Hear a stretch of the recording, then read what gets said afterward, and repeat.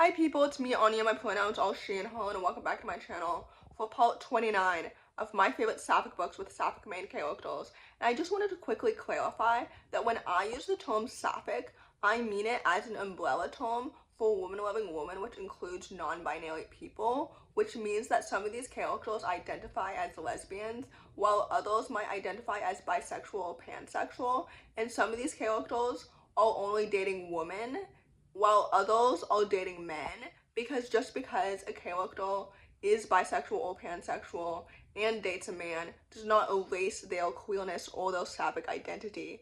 So anyway, with that said, the first book on this list is called Leave It on the Track. This book is a YA contemporary following a sapphic main character who is moving in with their half-sister after their parents pass away. And I think this book is so good and it's so fantastic. First of all, I love stories that have to do with main characters navigating change. And I also love stories that have a focus on grief. And I loved her relationship with her half-sister so much, as well as like her relationship with her new roller derby team and her new crush and everything. Like, this book was so good and it was so fantastic. Roller derby is such a gay sport, and I love reading all these books that really focus on it. You know what I mean? Like, I think it should be celebrated in the Olympics or something. I don't know. I don't think it's like globally recognized. Anyway, all that to say, this book was so good and it's so excellent. I love the writing and the plot and the pacing and the characters and the sapphic romance and every single element. So with that said, I would definitely highly recommend it. The next book on this list is called Lady Dragon. This book is a YA fantasy following two sapphic main characters who are both new leaders coming of age in their war-scarred countries, basically. And one of them is a reluctant human princess, and the other one is a favored contender from the Dragon Queendom. And I thought this book was so good and so fantastic.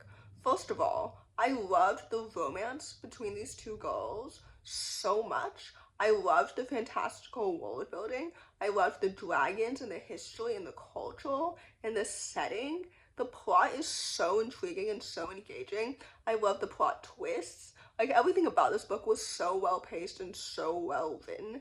This book is so good. I just really appreciated every single second of it.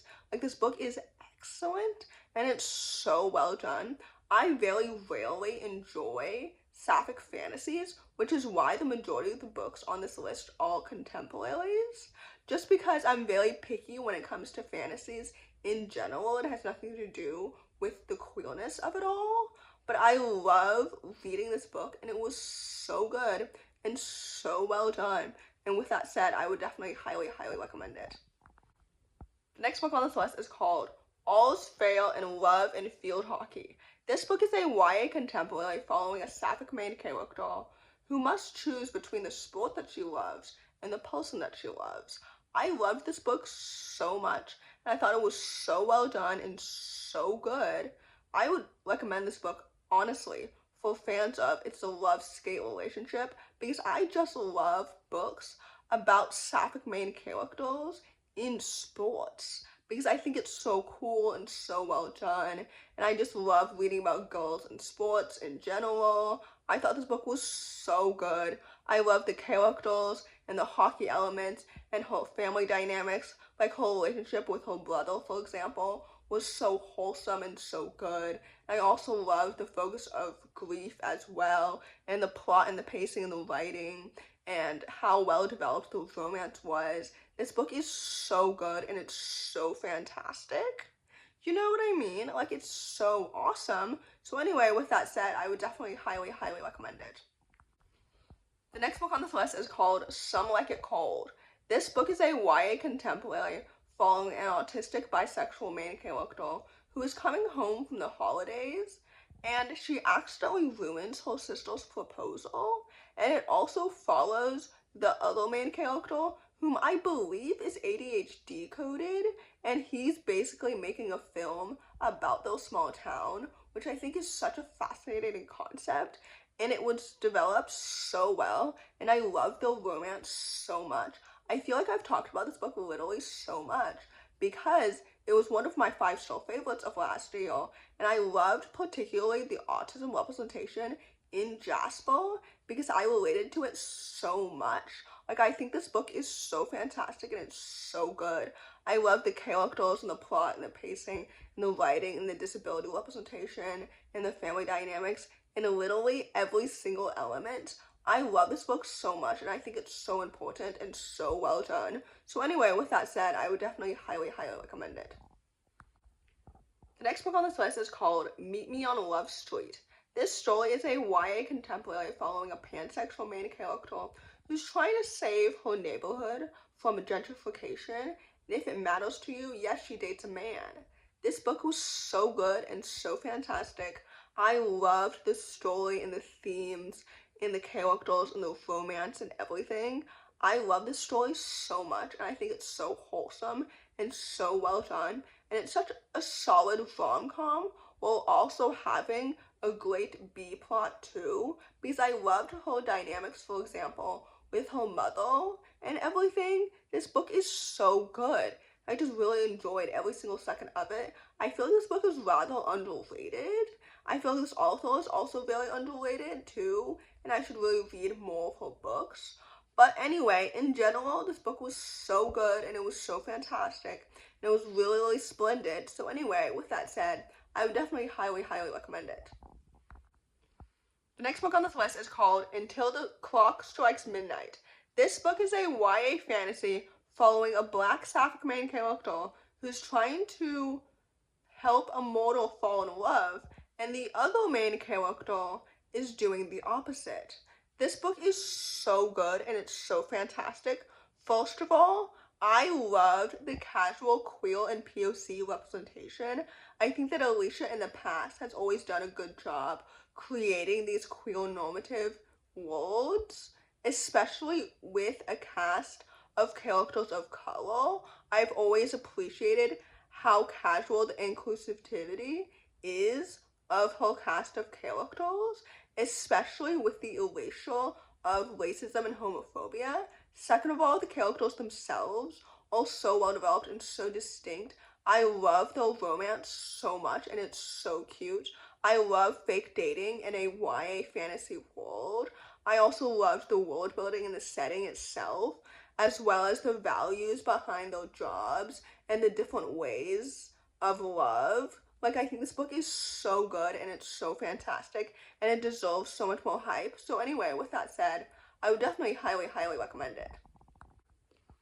The next book on this list is called Love Makes Mochi. This book is a YA contemporary following an Asian Sapphic main character who's changing her mind about love as she is abroad in Tokyo. I loved this book so much. First of all, the Sapphic romance between the two girls was so cute and so adorable, and I loved their chemistry so much. Second of all, I loved the fashion design elements. Like, I love learning about fashion and the design of it all, and I think it's so fascinating and so cool and clever. And I've always said that in another life, I would be a fashion designer. Although I've also said that in another life, I would be a marine biologist.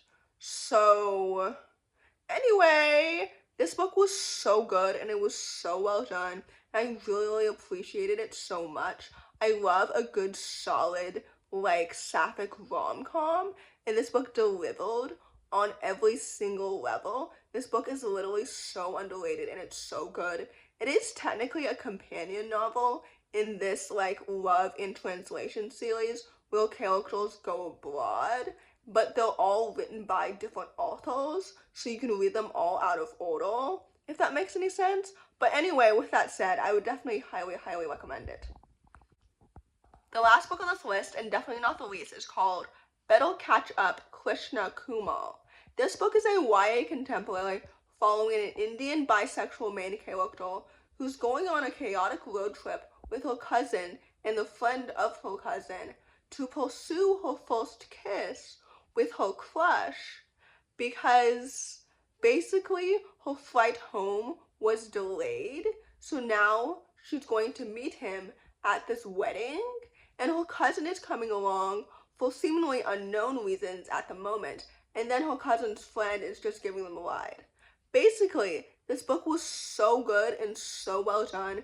I really enjoyed every single second of it. First of all, I loved the conversations surrounding Indian identity, and I loved her relationship with her cousin. I thought that was so well done and so good. I also really enjoyed the romance itself. I thought it was so cute and so well done. I loved their chemistry so much. I've always enjoyed this trope of like a main character pursuing like a romantic love in someone that she realized later that she's been idealizing, if that makes any sense. Like they've put them on a pedestal and they're romanticizing it only to realize that the love that they've been searching for this entire time is in the person next to them, if that makes any sense, because it makes it more honest and more transparent and frankly more realistic. So anyway, with that said, I thought this book was so good and so fantastic. I love the characters and the plot and the pacing and the romance and everything about it. So with that said, I would definitely highly recommend it. So in conclusion, if you're looking for more specific Sapphic books, like specifically lesbian books, then don't come to me, if that makes any sense. Go look for other people recommending lesbian-only books, or only recommending MF bisexual and pansexual books, because my recommendations for Sapphic books include everyone, but if you want more specific book recommendations, you can find them elsewhere. So yeah, anyway, in conclusion, I hope this video helps diversify your bookshelf, and if you enjoyed it, please don't hesitate to give it a big thumbs up. Comment down below the pineapple emoji if you made it all the way to the end of the video. Thanks for watching, subscribe to my channel if you're new, and I'll see you in my next video. Bye!